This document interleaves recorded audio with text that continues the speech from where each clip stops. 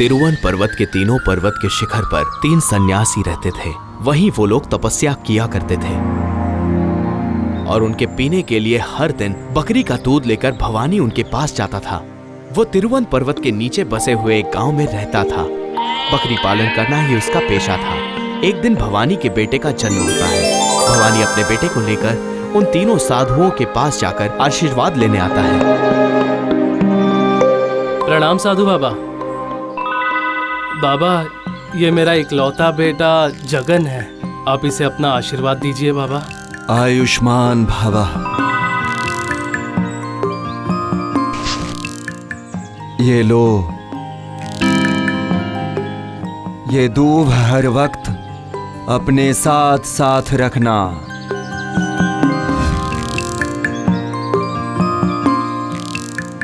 प्रणाम साधु बाबा। आयुष्मान भवा। बाबा, ये मेरी इकलौती संतान जगन है। आप इसे अपना आशीर्वाद दीजिए बाबा। आयुष्मान भवा। ये लो, इस कमंडल में जो जल है वही मेरा आशीर्वाद है। इसके बाद भवानी तिरुवन पर्वत के तीसरे शिखर पर जाता है।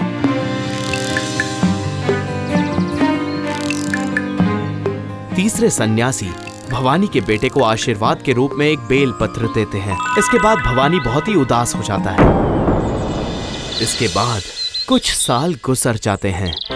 भवानी का बेटा जगन अब बड़ा हो चुका था। वो भी बकरी चराया करता था। एक दिन एक तस्वीर की सफाई करते समय जगन को एक मुट्ठी सूखी हुई घास मिलती है।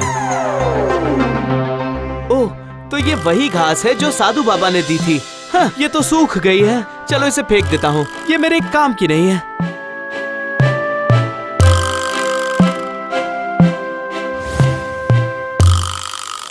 कुछ दिनों के बाद जगन की तबीयत खराब हो जाती है। डॉक्टर को दिखाने के बाद भी उसकी तबीयत में सुधार नहीं होता। फिर एक दिन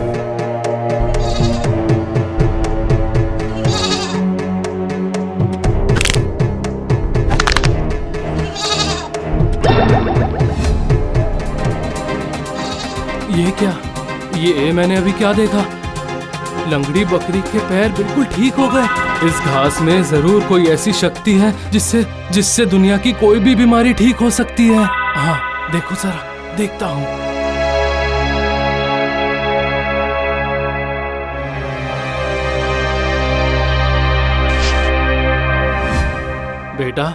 बेटा जरा अपना मुंह खोलना।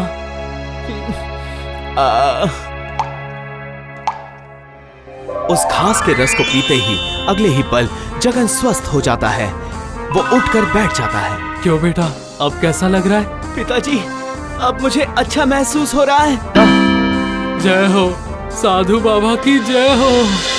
इसके कुछ वर्षों के बाद गांव में बिल्कुल बारिश नहीं हुई थी। तालाब सूख चुके थे और उनमें दरारें आ गई थी। उस समय जगन जवान हो गया था और भवानी की मृत्यु हो चुकी थी।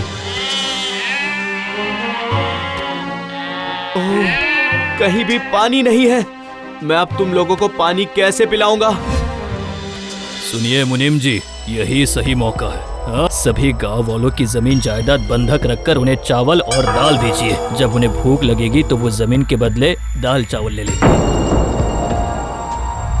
सुनो सुनो सुनो, हमारे जमींदार साहब कल सुबह सारे गांव वालों को 6 महीने तक खाने के लिए चावल और दाल देंगे। इसके बदले में गांव वालों के पास जितनी भी जमीन जायदाद है उसे उनके पास बंधक रखना पड़ेगा। सुनो सुनो सुनो।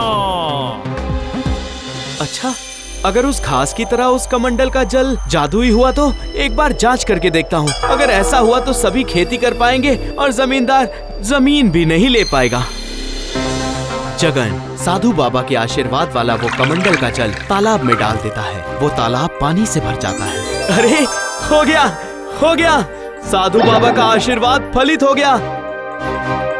अरे, ये क्या हुआ? भाई, ये लड़का तो जादू जानता है।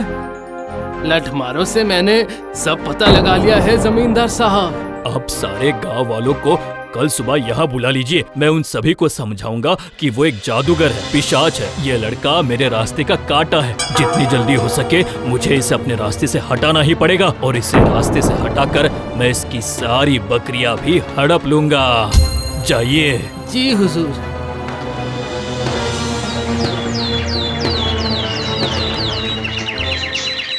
देखिए, इस गांव का जमींदार होने के नाते मैं हर पल आप सभी का भला चाहता हूँ, है ना? चलो, बोलते क्यों नहीं, है ना? हाँ हाँ ठीक है। गांव वाले अभी बहुत बड़ी मुसीबत में हैं। उनके पास खेती के लिए पानी नहीं है और पीने के लिए भी। आप सभी उसे मार डालिए, वरना आप लोगों की हानि होगी, और अगर आप लोगों का नुकसान होगा तो फिर पूरे गांव का नुकसान होगा। हाँ, ठीक ठीक ठीक। लेकिन इसमें हम क्या करें हुजूर?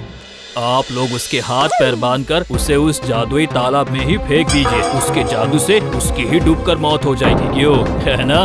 बोलो। हाँ हाँ ठीक। ठीक। मुनीम जी, आप हमारे लठमारों को लेकर इन सभी के साथ जी जाइए। हुजूर, चलो सब मेरे साथ चलो। हाँ भाई, सब चलो। हम लोग उस दुष्ट जादूगर को उसके बनाए हुए तालाब में फेंक देंगे। चलो। हाँ हाँ, चलो चलो।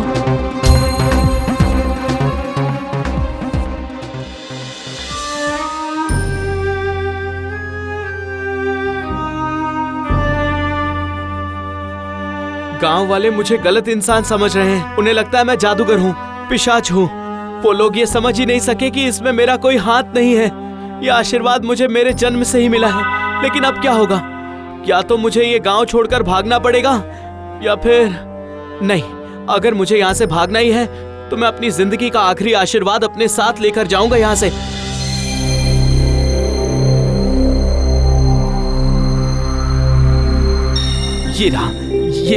ये रहा वो तीसरा आशीर्वाद, साधु बाबा का दिया हुआ ये बेलपत्र। इसे मैं अपनी जेब में रख लेता हूँ। चलो चलो, बांधो इसे, बांधो। कस कर बांधना इसे। नहीं।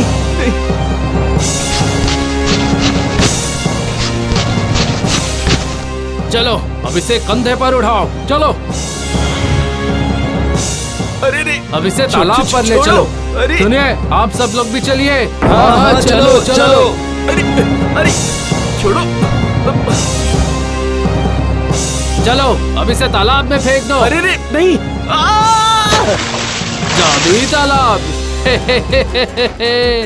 अब जा, अपने जादुई तालाब में खुद ही डूबकर मर जा। सुनो, अब यहाँ कोई नहीं रुकेगा। सभी अपने अपने घर चले जाओ, समझे? जाओ।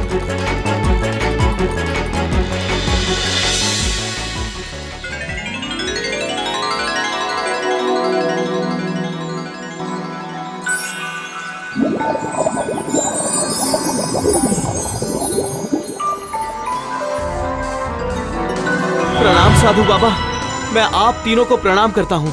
आप तीनों के आशीर्वाद से ही मैं आज जिंदा बचा हूँ।